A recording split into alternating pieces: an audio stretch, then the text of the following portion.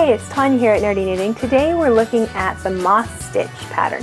It also has a few different names. We'll look at that, we'll work the pattern, we'll look at the chart and the written instructions. Stick around to the end because I'll show you how to bind off in pattern. Nerdy Knitting. Today we're looking at moss stitch. This stitch pattern can also be called American moss or double seed stitch, or also Irish moss, or even sometimes double moss. It has a lot of names, but it's still the same stitch. Let's start by looking at the chart. As you can see, it's an even number of stitches and it's a 4-row repeat. You knit one, purl one for the first 2 rows. So if you just looked at those rows, it's almost like it's a knit one, purl one rib. But then on the next 2 rows, we break that pattern and we start with a purl one, knit one. So it breaks the rib pattern. We do that for 2 rows and then we go back to knit one, purl one. And that pattern gives us this right here. It's similar to seed stitch, but it's slightly different, and if you look at it along the side, you can see that it sort of runs in a diagonal line. So it's an interesting pattern. The written instructions are right here.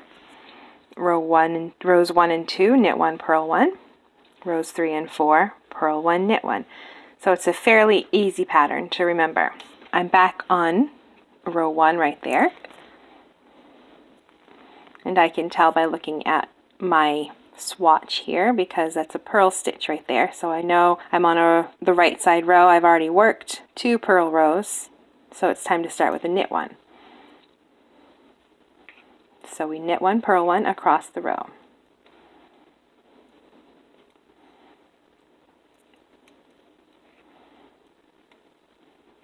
And after you get used to the pattern, you don't even need to refer to your chart or your written instructions, because you simply knit 1, purl 1 on your right side row, and then if you're using an even number of stitches, you knit 1, purl 1 again on the wrong side row, and then you break that pattern by starting with a purl 1.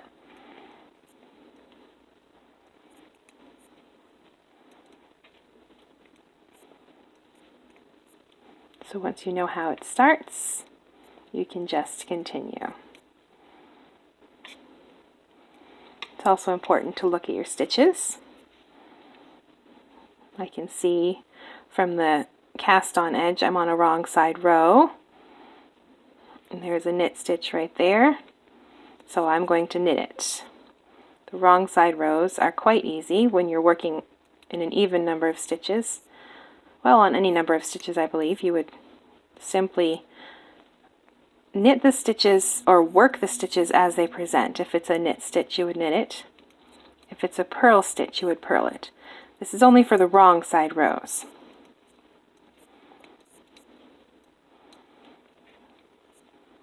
On each right side row, you're breaking up that pattern. So as you can see, it's quite a simple pattern.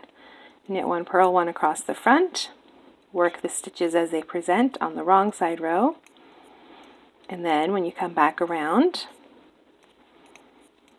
you just have to see if you've put your work down or something. You just look. When I look right there, I can see I have a knit stitch with another knit stitch underneath, and I'm on a right side row. So if I've already done my 2 knit rows, it's time to start with a purl row. And that is all there is to this pattern. So now it's a purl 1, knit 1 across the row.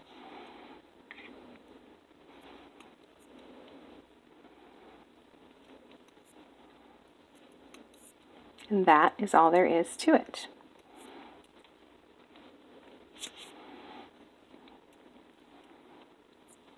But of course, no matter what stitch pattern you're working, it's important to understand how your stitches work together.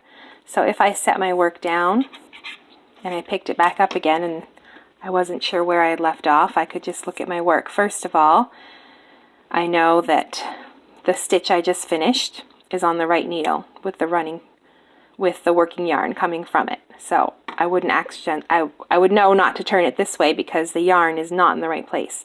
It should be on the last stitch worked on the right needle. And then I could just see what I've done. Okay, this last stitch I worked is a purl stitch, and I can see that purl bump right there, and I'm on a right side row, so I know that I want to break this pattern following this right here. If there's 2 purl stitches, I know that I have to knit this now. So it's easy enough to put your work down and pick it back up. But you have to be aware of what's on your needles, and it's important to identify those stitches and know exactly what you're doing. And that helps you become confident as you knit. You'll be able to tackle any problem because you can look at your stitches and see what's happening. There, our last purl 1, knit 1. Now, let's say I was all done with my project and I wanted to bind off. If I just knit across the row and bound off, I'd have a row of, well, on the front it would look like purl stitches. But I want to bind off in pattern. What does that actually mean? All of that means is that whatever pattern you're following, you simply work that as you bind off. And I know I am on a wrong side row and I've just finished my purl 1, knit 1, so I'm going to continue that pattern as I bind off. There's that purl stitch, wrong side row, so I'm going to work my stitches as they present in this pattern. When you look here, you can see it was purl 1, knit 1, and when I work back, I am just working those stitches as they present. So while I work them, I'll stay in pattern and I can bind off. That's all it means to bind off in pattern, is just to follow the pattern set as you bind off. And for me, that's a purl 1, knit 1 across the row. I'm working the stitches as they present since it's a wrong side row. That's a knit stitch, so I need to knit it on this side. And if you're unsure of what's on your needles, let me work one more and then I will show you. We'll start with a knit stitch. A knit stitch, right here if we look, is a little V. You can see well, down here you can really see them. They're more pronounced. That V, that's your knit stitch. This one is a little bit hidden by the purl stitch worked underneath. A purl stitch brings that head of the stitch to the front of the work, and it sits right underneath your needle. And I don't see that little head there, I see it further down. So I know this is a knit stitch, and I'm on a wrong side row, so I'm going to work that as it presents. So I knit it and bind it off. There's a purl, so I will purl that and then bind it off. Next one is a knit. So as you get used to knitting, you can look at your stitches, look for that head of the stitch. If it's right beneath your needle, then you know you have a purl stitch. And if you see that little V, then you have a knit stitch.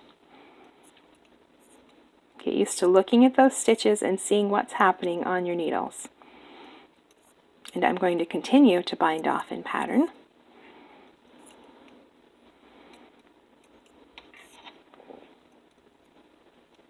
And if you like this video, give it a thumbs up down below. Leave me a comment.